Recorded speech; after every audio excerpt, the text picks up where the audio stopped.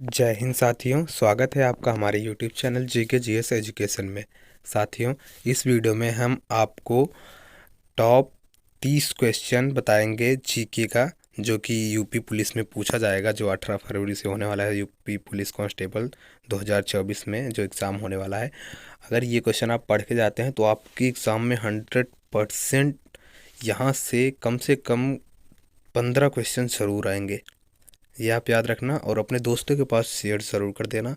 और अगर आगे भी वीडियो चाहिए तो हमारे चैनल को सब्सक्राइब ज़रूर कर देना और कमेंट भी करना, ठीक है। तो चलिए शुरू करते हैं बिना किसी देरी के। पहला प्रश्न है, इनाम गांव ताम्र पाषाण युग की एक बड़ी बस्ती है, इसका संबंध किससे है। क्वेश्चन क्या है हमारा, इनाम गांव, क्वेश्चन क्या है याद रखना, ये इनाम गांव ताम्र पाषाण युग की एक बड़ी बस्ती है, इसका संबंध किसके है। तो इसका संबंध जो है वह है किससे है, ये कयथा संस्कृति से है। किससे, कयथा संस्कृति से, ये वाला, ठीक है। और अगला प्रश्न है हमारा ये, दूसरा प्रश्न ये वाला, हड़प्पा काल का एक कांसे का रथ जिसमें 2 बैलों की जोड़ी जुती हुई है, कहाँ से मिली है यह मिली हुई है कहाँ से, दैमाबाद से, ठीक है। ये 2 प्रश्न हो गए। अब तीसरा प्रश्न है, वैदिक काल में किस यज्ञ में 25 यूपों के प्रयोग का विधान था। क्वेश्चन क्या है, वैदिक काल में किस यज्ञ में 25 यूपों, याद रखना ये 25 यूपे के प्रयोग का विधान था। तो वह था किसमें, पुरुषमेध में। किसमें, पुरुषमेध में था। और चौथा प्रश्न है, मध्यकालीन भारत में हुक्म ए वर आवर्त क्या था।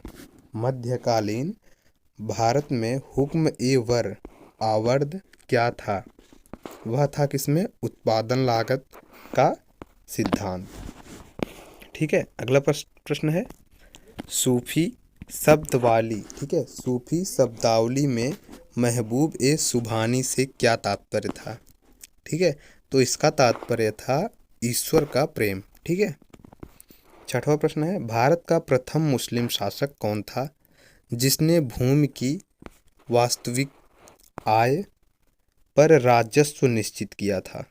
क्वेश्चन फिर से पढ़ देता हूँ एक बार, ये भारत का प्रथम मुस्लिम शासक कौन था जिसने भूमि की वास्तविक आय पर राजस्व निश्चित किया था, वह था अलाउद्दीन खिलजी। कौन थे, अलाउद्दीन खिलजी। अगला प्रश्न है, फिरदौसिया सिलसिला की स्थापना शेख बदरुद्दीन समरकंदी ने किस संस्था पर की थी। फिरदौसिया सिलसिला की स्थापना शेख बदरुद्दीन समरकंदी ने किस स्थान पर की थी, वह की थी बिहार के राजगीर में, ठीक है। अगला प्रश्न है, राज तिलक का संस्कार संपादित करने वाला या कराने वाला किस पुरोहित ने विधिवत यह घोषणा भी की कि शिवाजी उच्च वर्गीय क्षत्रिय हैं। किसने की थी यह घोषणा, गंगा भट्ट ने। अगला प्रश्न है, राम मोहन राय को राजा की उपाधि किसने दी थी। राम मोहन राय को राजा की उपाधि किसने दी थी, वह उपाधि दी थी अकबर द्वितीय ने। किसने, अकबर द्वितीय ने। अगला प्रश्न है, बंगाल के किस नवाब ने अपनी राजधानी मुर्शिदाबाद से मुंगेर स्थानांतरित किया था या कर ली थी। क्वेश्चन फिर से पढ़ देता हूँ, बंगाल के किस नवाब ने अपनी राजधानी मुर्शिदाबाद से मुंगेर स्थानांतरित कर दी थी, उसने की थी किस नवाब ने, मीर कासिम ने। किसने, मीर कासिम ने। अगला प्रश्न है, सांप्रदायिक पंचाट के बाद किस समझौते के तहत गांधी जी ने अपना आमरण अनशन तोड़ा, वह तोड़ा था पूना पैक्ट। कब, पूना पैक्ट, ठीक है। अगला प्रश्न है, कांग्रेस के किस अधिवेशन में असहयोग प्रस्ताव पारित हुआ था।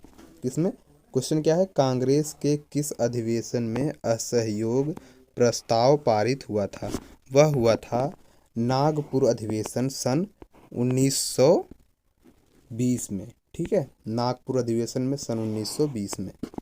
अगला प्रश्न है, भारतीय राष्ट्रीय कांग्रेस के प्रति ब्रिटिश सरकार का रुख कांग्रेस के किस अधिवेशन से सख्त होने लगा था?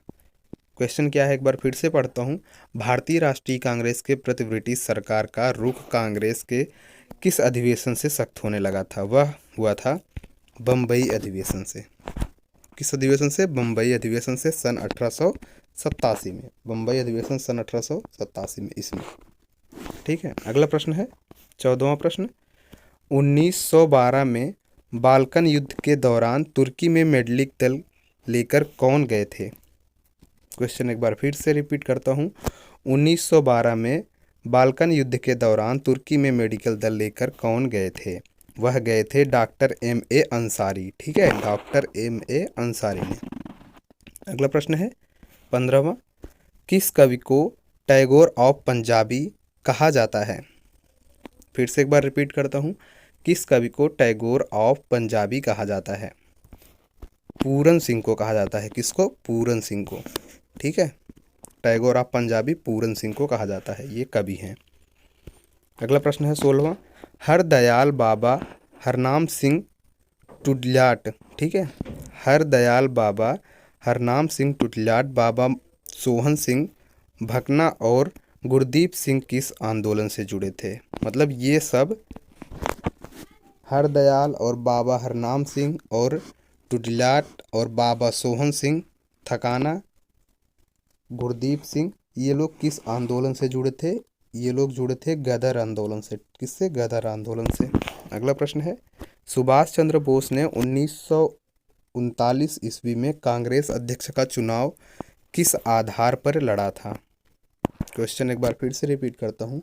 सुभाष चंद्र बोस ने 1939 ईस्वी में कांग्रेस अध्यक्ष का चुनाव किस आधार पर लड़ा था?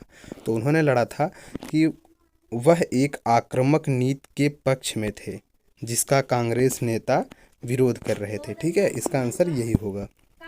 अगला प्रश्न है हमारा 18वां प्रश्न, अब हमें खुलेआम बगावत कर देश की विदेशी शासन से मुक्त करना है और साथियों में आपका और अपने सभी देशवासियों भाइयों और बहनों को इसमें शामिल होने के लिए आह्वान करता हूँ। यह घोषणा किसने की थी? सुभाष चंद्र बोस ने की थी। किसने? सुभाष चंद्र बोस ने। अगला प्रश्न है 19वां, वह कौन सा व्यक्ति था जिसने यद्यपि कांग्रेस सोशलिस्ट पार्टी के निर्माण के लिए प्रोत्साहन तथा आशीर्वाद तो दिया परंतु स्वयं इसका सदस्य नहीं था? वह थे जवाहरलाल नेहरू। कौन थे वो? जवाहरलाल नेहरू थे। अगला प्रश्न है 20वां, सविनय अवज्ञा आंदोलन के दौरान जियातरंग आंदोलन। क्वेश्चन एक बार फिर से पढ़ता हूँ मैं। सविनय अवज्ञा आंदोलन के दौरान जियातरंग आंदोलन कहाँ प्रारंभ हुआ था? वह प्रारंभ हुआ था कहाँ? मणिपुर में। इसका आंसर होगा मणिपुर। अगला प्रश्न है 21वां, उपराष्ट्रपति को उसके पद से किसके प्रस्ताव के द्वारा हटाया जा सकता है? क्वेश्चन एक बार फिर से पढ़ता हूँ मैं। उपराष्ट्रपति को उसके पद से किसके प्रस्ताव के द्वारा उसे हटाया जा सकता है? वह है राज्यसभा के प्रस्ताव के द्वारा उपराष्ट्रपति को उसके पद से हटाया जा सकता है। 22वां प्रश्न है, नियंत्रक एवं महालेखा परीक्षक की टीका टिप्पणी पर उचित कार्यवाही करने की अंतिम जिम्मेदारी किसकी है? एक बार फिर से मैं क्वेश्चन रिपीट करता हूँ। नियंत्रक एवं महालेखा परीक्षक की टीका टिप्पणी पर उचित कार्रवाई करने की अंतिम जिम्मेदारी किसकी है?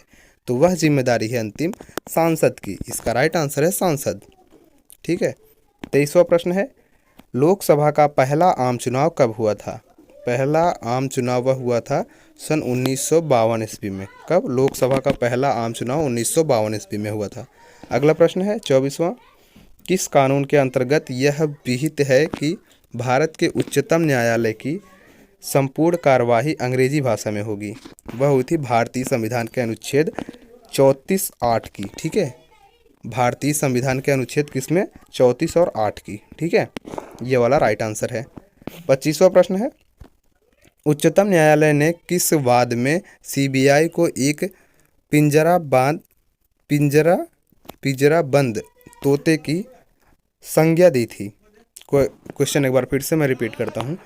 उच्चतम न्यायालय ने किस वाद में सीबीआई को एक पिंजरा बंद तोते की संज्ञा दी थी? तो वह दी थी कोयला आवंटन वाद में। कब? कोयला आवंटन वाद में। अगला प्रश्न है 26वां। भारतीय संविधान के अनुच्छेद 170 के अनुसार किसी राज्य की विधानसभा के सदस्यों की न्यूनतम तथा अधिकतम संख्या कितनी हो सकती है? वह है 600 एवं 500। ठीक है, संख्या 60 से 500 तक, 60 एवं 500। ठीक है। अगला प्रश्न है 27वां। भारतीय संविधान के किस अनुच्छेद के अंतर्गत विधान परिषद की स्थापना या समाप्ति की व्यवस्था है? वह थी अनुच्छेद 169 में। ठीक है, अनुच्छेद 169 में। 28वां प्रश्न है, संविधान का कौन सा अनुच्छेद मुख्यमंत्री के दायित्वों को परिभाषित करता है? वह है अनुच्छेद 167 में। अगला प्रश्न है, राज्य की संचित निधि का संचालन किसके द्वारा किया जाता है? राज्य की संचित निधि का संचालन किसके द्वारा किया जाता है? वह किया जाता है राज्य विधानमंडल के द्वारा। 30वां प्रश्न है लास्ट, उच्च न्यायालय के न्यायाधीशों के वेतन और भत्ते किससे दिए जाते हैं? क्वेश्चन क्या है? उच्च न्यायालय के न्यायाधीशों के वेतन और भत्ते किससे दिए जाते हैं? वह दिया जाता है अनुच्छेद 202(3) घ, ठीक है, के अनुसार राज्य की संचित निधि से दिया जाता है। ठीक है।